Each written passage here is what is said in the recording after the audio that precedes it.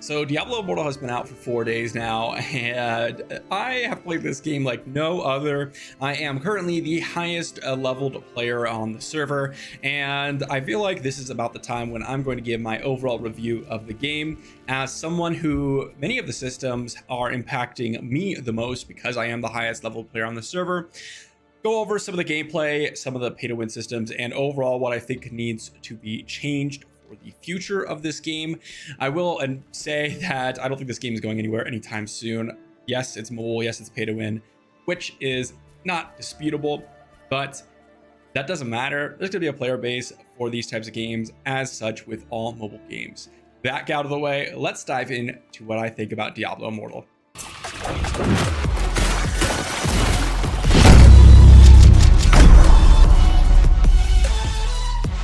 So first up, I want to talk about what I like about Diablo Immortal, and I want to put this at the beginning of the video because I've seen a lot of reviews about this game, and none of them actually include the most important thing in my opinion, and that is the game even good? Who cares if it's pay to win? If the game is terrible, no one's going to be playing it anyways, and it's a very minor victory if you end up getting it removed. I really want to know is this game good, and then is it being ruined or perhaps less interesting just because it's got some systems that are not player friendly or just generally predatory. So let's talk about the gameplay, and I think the game in general is absolutely amazing. It's a standard hack and slash, like dungeon crawler. You're gonna run through, kill monsters, get gear, get upgrades, and then move on to the next dungeon, kill monsters, do the same thing over and over again. Game runs smoothly, the skills are interesting, the builds are very diverse. You're gonna have a lot of options. Classes are also very well made in general. I do think there's some class balancing issues, especially for PvP. I think that some of the classes are exceptionally strong in PvP, but even in PvE, I think some classes just completely outclass some other classes, especially when we're talking about like group play. For example, the class I'm playing currently, Crusader, has an ability that I think every single group should have. Doesn't matter what, and that is going to be this ability here that's on my back, the banner. I think this is an absolutely broken group ability. It literally cuts your dungeon running time or just generally speed clearing time so much farther down in terms of time or runs per minute, things like that. It is absolutely insane, and there really just isn't any class that can compete with it in my opinion in terms of group play. And so I think that some of the classes need to be looked at, but overall I think the gameplay is very, very solid. It's fun, the PvE is fun, there's a lot of content in the game. There's open worlds, there's dungeons, there's Elder Rifts, which we're running right now, and there's just overall a ton of things to do and a lot of things to enjoy if you enjoy just running around killing monsters, which is what we're going to be doing the entire game. The PvP, as I mentioned, is in the game, but it is pay to win heavy, I think, or pay to rather get power, which can be discouraging for some people. There are some ways you get around it, but there's no denying that you will get stronger if you spend money. Now, I do think that overall, a lot of people are picking up the game, saying that people call pay to win garbage, and then hopping on the bandwagon. So I generally suggest that you give the game a try because the gameplay is actually extremely fun, and I don't think you're going to regret at least trying the game. Not necessarily spending money. I don't think that you should go ahead and just jump into the game and spend money, but you can complete all the content in the game without spending money. You can access all the content in the game without spending money. The only difference between spending money and not is just getting power, and it makes things a little bit easier for you, definitely, but PvE is overall just generally pretty easy, so I wouldn't worry about that as a free-to-play player. So overall, I think the gameplay is amazing, and that is why people are so upset about some things that I want to talk about later on in this video that need to change, because people love Diablo, people love this game. It's a really well-made game. Its quality of game is amazing. The gameplay is good, as I mentioned. The overall consensus, I don't think anyone's arguing, is that we want the game to not be pay to win so we can enjoy what great game Blizzard has made for us here.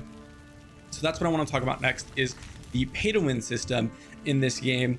And really it boils down to one major component, and that is going to be the legendary gem system. So on my horse here, I'm going to go ahead and run over to the apprentice jeweler here so we can go ahead and check out some of the things that involve the pay to win system. Oh, hello. If we go into the services here, you'll see my equipment is geared out with some legendary gems, and I've spent about $150 on this game so far.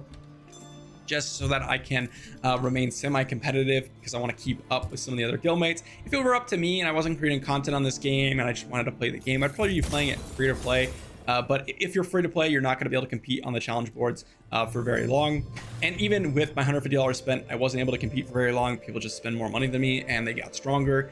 So that is basically what it is. You get these legendary gems and you upgrade them and you'll get much more power. You'll be able to take over the leaderboards and take over PvP because stats transfer into PvP. Now, what is this system? Well, basically it's like spending within spending within spending. Go ahead and you spend money on legendary crests, give you a RNG chance to drop X whatever gem you get. It can be a 1, 2, or 5 star. The 5 star is extremely rare, but obviously the most sought after. Now, within those 5 stars, you can actually get a 2, 3, 4, or 5 out of 5. And obviously the higher rated ones, or the higher stars, the 5 out of 5 is going to be the most wanted one also. But it's even lower to get those. Way lower. And then on top of that, when you do get your 5-star gem, let's just look at this 5-star gem right here. You're going to have to get pieces or gems to upgrade this 5-star gem. Well, guess what? This 50 gem power just to go to rank 2, max rank is 10. This is not even one 5-star gem doesn't even finish up to rank 2. It gives you 32 gem power, and so you'll need a little bit less than 2 5-star gems to rank this up to 2. Not even more than that, just 2. So that's pretty rough. And then once you reach, I believe it's rank 3 and we want to go to 4, we need a duplicate gem of this kind. So you can see here where the cost starts to roll in. Now, the upgrades that you're going to be getting are shown right there. You can see extra combat rating, extra damage, and combat rating is the most important stat in the game. It's going to give you a percentage damage increase or decrease based on where you're at. So you can see here, if you just check out our combat rating, I'm in hell 2, which means that the combat rating of the enemies is actually at 1220 here, and you're gonna have to have that combat rating at least in order to not take increased damage or deal decreased damage. You can see here I'm dealing 35% decreased damage and 54% increased damage taken. So now it's starting to affect my PvE content, and it's actually quite difficult without the proper combat rating, and so the legendary gems matter quite a bit. So that is the basic of the pay to win system. There are some more in-depth systems on how much money you can spend on this game, and there's probably a ton of videos out there, so I'll leave that to you if you want to go ahead and delve into the pay to win system. But for overall purposes of this video, all you need to know is that there is a way to purchase power, and it is very expensive.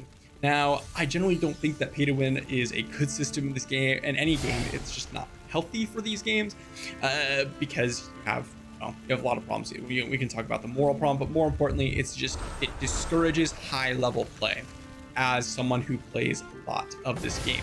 And that's what I want to talk about next, because these two kind of go hand in hand, the pay to win system and the Paragon system. Because with the Paragon system, those of you that don't know, the server has a Paragon level. Now, Paragon is just the level amount that we get on top of our max level, which is 60 up to a cap of 600. Now, the server Paragon level is 12. It increases 2 levels at reset every day. And based on the difference of you versus the Paragon level, you'll get increased or decreased experience based on that. We are 18, server Paragon's 12, which means we're getting 50% experience. Now, there is a cap at 20 plus levels over the server Paragon level. Turns out someone has hit that cap, and you cannot progress any further. What this means is the more you grind, the less value you're actually getting for your grinding. And then add to that there are some things in the game that are Paragon level capped, meaning you cannot access it without being the proper Paragon level. So what are those systems? Well, let's go ahead and just jump over to one here. It's going to be at the blacksmith with Charcy here. Click on the blacksmith, go to services, and you can see an upgrade. We have level 6 equipment on the right hand side. If we want to go to level 7, you can see right here, it requires Paragon level 20. This scales as we increase our gear here, and this means that as someone who doesn't spend a ton of money, the only way for me to get power or increase my overall stats of my character is to get increased Paragon levels so I can unlock new content. However, I cannot grind levels because it unlocked behind the server Paragon level and the fact that I'm getting massively reduced experience. So this is where the pay to win system really starts to come and show its ugly head, and that is when you cannot buy power or when you cannot farm power, people are going to be buying it. So now someone is not only playing the game, they are buying power. You could play the game 19 hours a day like I have been, you still don't get any stronger because there's nothing for you to get stronger with, because all of it's locked behind Paragon levels. So that is the overarching problem of Diablo, is the Paragon system coupled with the pay to win system. So how do we fix the problem with people just not wanting to play the game? And as I'm saying that, looks like we're freezing a little bit, but overall the game doesn't really have too many bugs in general in terms of PvE content. There are a few PvP bugs that I think need to be addressed, like bandage not being able to work, some controller mishaps, all that good stuff. But overall, I think what the game needs is some incentive for people like myself who grind the game every day to actually want to do that. Myself, I'm thinking about starting a second account just because I don't really have anything to gain from playing 19 hours on one account. Log in play for 8 hours, and then swap over to another account, play that for 8 hours too. And I'll have 2 accounts that are super high rating, because it really doesn't, the last 8 hours is basically equal to the first hour that I played the game, if that makes sense. There's a massive diminishing returns in terms of time spent, and the easy way to do that is remove the bottleneck for blacksmith upgrades, remove the bottleneck for actual farming in Hell 2 with Paragon levels. Easily can do that so that people can actually go ahead and farm through the stages themselves. You could have a situation where there could be boosting, where someone runs in, there's 3 people that can actually take on the dungeon and a 4th person that can get the loot. But overall, I mean, it is what it is. Just let people who grind, let them go ahead and go and equip their gear. Something like that. I think that's all super helpful, and perhaps lessen the server Paragon level a little bit, where if you are grinding, make a minimum XP cap like 25%. I've seen people cap, again, as I said, 0 XP, 20 levels above, or even as low as 10% experience gain. So that's what I think. I am enjoying the game. I will continue to play it. I am continuing to enjoy making content on this game, and I will continue to do so for the foreseeable future. But I do hope that some of these nice changes will be coming. But I also, like, the game is going to have a ton of longevity because of how the game is artificially built. I mean, we need to get to Paragon 600, 240 at least, to get to Hell 5. So that's what we'll be doing. That being said, let me know what you think about Diablo Immortal in the comments down below. And I'll see you for the next one.